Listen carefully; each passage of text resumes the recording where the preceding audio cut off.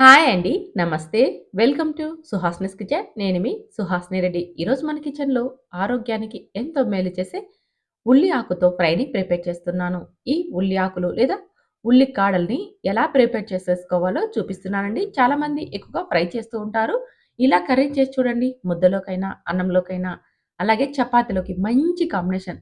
అసలు ఇలాంటి కర్రీని ఇష్టపడని పిల్లలు కూడా చాలా చాలా ఇష్టంగా తింటారు. చాలా క్విక్‌గా ప్రిపేర్ చేసేసుకోవచ్చు. మరి ఒకసారయితే చూసేసేయండి. ఇందుకోసం మనం ముందుగా ఉల్లికాడల్ని అదేనండి ఈ ఉల్లి ఆకునైతే శుభ్రంగా చేసుకోవాలి.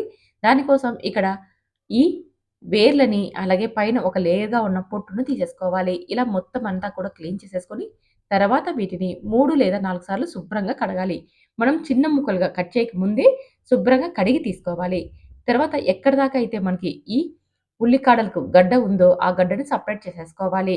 ఇలా ఉల్లికాడలకు ఉన్న ఉల్లిపాయల్ని సెపరేట్ చేసేసుకొని, తర్వాత ఆకునెంత అయితే ఒక హాఫ్ ఇంచ్ ఉండేలాగా కట్ చేసేసుకోవాలి. ఆకు మనకి ఈజీగా ఫ్రై అయిపోతుంది. కానీ కాడలు అదేనండి ఉల్లిగడ్డలు కాస్త మందంగా ఉంటాయి కాబట్టి ఫ్రై అవ్వడానికి కాస్త టైం పడతది. అందుకని సేమ్ 2 కూడా ఒకటే టైంలో ఫ్రై అవ్వాలంటే గడ్డని కాస్త చిన్నగా కట్ చేసుకోవాలి. ఆకునైతే కాస్త పెద్దగా కట్ చేసుకోవాలి. ఇలా అన్నీ కట్ చేసేసుకొని ఒక ప్లేట్‌లోకి పెట్టుకోండి. చూడండి ఇలా హాఫ్ ఇంచ్ ఉండేలాగా ఆకును కట్ చేసుకోవాలి. చిన్న చిన్న ముక్కలుగా గడ్డను కట్ చేసేసుకోవాలి.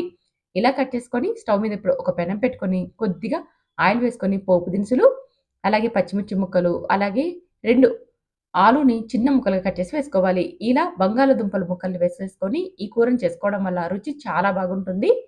క్యూబ్స్ లాగా కట్ చేసుకున్న వీటిని గోల్డెన్ కలర్ వచ్చేదాకా ఫ్రై చేసేసుకోవాలి. మంటని లో ఫ్లేమ్‌లోకి, మీడియం ఫ్లేమ్‌లోకి అడ్జస్ట్ చేసుకుంటూ చూడండి. ఈ విధంగా మనకి రంగు మారి బాగా ఫ్రై అయిపోవాలి. ఇలా ఫ్రై అయిపోయిన వీటిలోకి కట్ చేసుకున్న ఒక టమోటాను కూడా వేసేసుకోవాలి. పెద్ద సైజ్‌దైతే ఒక టమోటా వేసుకోండి. చిన్నవైతే 2 వేసుకోండి. ఈ టమోటాలు కూడా మనకి బాగా మగ్గిపోవాలి. చూస్తున్నారుగా టమోటాల్లోంచి మనకి నీరొచ్చేసింది. అంటే ఆల్‌మోస్ట్ మనకి టమోటాలు బాగా మగ్గిపోయాయి. ఇప్పుడు ఇందులోకి మనం ఒక పావు టీ స్పూన్ పసుపును, అలాగే ఒక స్పూన్ కారం పొడిని, రుచికి సరిపడా ఉప్పును, ఒక హాఫ్ టీ స్పూన్ దాకా ధనియాల పొడిని వేసేసుకోవాలి.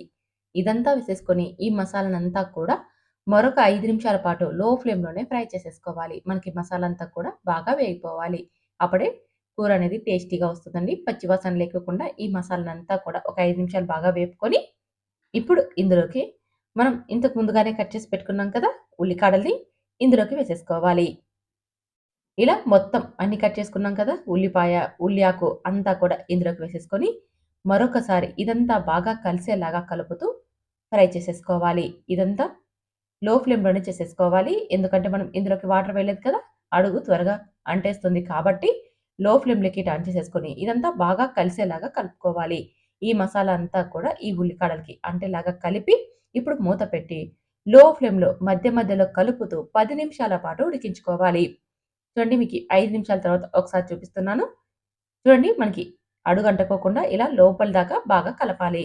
ఇలా మూత తీసేసుకొని ఇదంతా మరొకసారి బాగా కలిసేలాగా కలిపి, మరొకసారి మూత పెట్టి మరొక 5 నిమిషాల పాటు ఉడికించుకోవాలి. ఇలా మొత్తంగా అయితే మనం 10 నిమిషాలు ఉడికించుకుంటే సరిపోతుంది. లేదా ఉల్లికాడలు మెత్తబడేంత వరకు ఉడికించుకోవాలి. ఇలా మధ్య మధ్యలో చెక్ చేస్తూ మనకి ఉల్లికాడలు అనేది మెత్తబడ్డాయో లేదో చెక్ చేసుకోవాలి.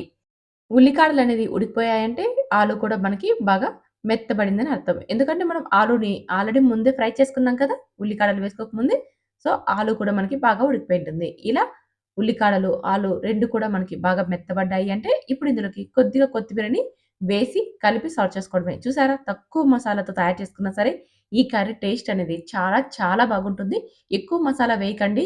ఈ ఫ్లేవర్స్ అన్నీ మన ఉల్లిపాయ టేస్ట్‌ని మార్చేస్తాయి. ఎప్పుడు కూడా మనకి ఈ ఉల్లికాడల టేస్ట్ తెలియాలంటే తక్కువ మసాలాతో ఇలా నేను చేసిన విధానంలో ట్రై చేయండి. రుచి చాలా చాలా బాగుంటుంది. చపాతీలోకైనా, సైడ్ డిష్‌కైనా లేదా ఇలా ముద్దలోకైనా సరే మంచి కాంబినేషన్. తప్పకుండా మీరైతే ఒకసారి ట్రై చేసి నచ్చితే లైక్ చేయండి, షేర్ చేయండి.